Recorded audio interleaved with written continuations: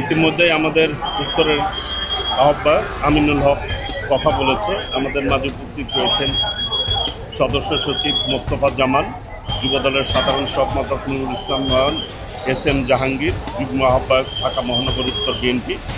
সবাই সার্বিকভাবে আমাদের প্রিয় অভিভাবক ভারপ্রাপ্ত চেয়ারম্যান দেশনায়ক তারেক রহমানের নির্দেশে তাৎক্ষণিকভাবে আমরা এই ঘটনাস্থলে এসেছি এবং সার্বিক ব্যবস্থা ইতিমধ্যেই আমাদের দলের পক্ষ থেকে আমাদের ভারপ্রাপ্ত চেয়ারম্যানের নির্দেশে নেওয়া হয়েছে।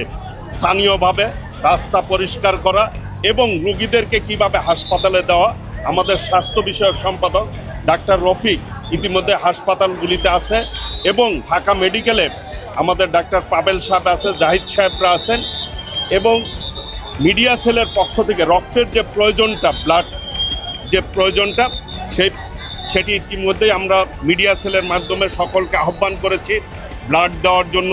যে পরিমাণ রক্ত লাগে সেটি যাতে ব্যবস্থা করা যায় আমরা ইতিমধ্যে পদক্ষেপ নিয়েছি এবং জেডএম হাসপাতালে ইতিমধ্যেই 2টা আইসিইউ ফাঁকা করা হয়েছে আমাদের দলের পক্ষ থেকে। আমরা সেইখানেও ডাক্তারদেরকে রেডি রেখেছি। ইনশাল্লাহ আমাদের দলের পক্ষ থেকে আমাদের ভারপ্রাপ্ত চেয়ারম্যান ইতিমধ্যেই সকলকে নির্দেশনা দিয়েছে, সেই অনুযায়ী আমরা পদক্ষেপ নিচ্ছি। এইটি একটি দুর্ঘটনা। এই দুর্ঘটনা ইতিমধ্যেই আমিনুল হক বলেছে যে এই ঘনবসতি এলাকায় কিভাবে একটি ট্রেনিং বিমান এই দিকে চলাফেরা করে।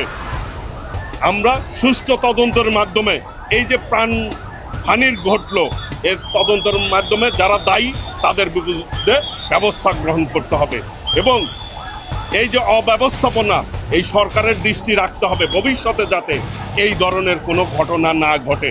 আজকে নিরীহ অনেক ছাত্র কতজন মারা গিয়েছে আমরা কিন্তু এখনো বলতে পারছি না কতজনের প্রাণহানি ঘটেছে।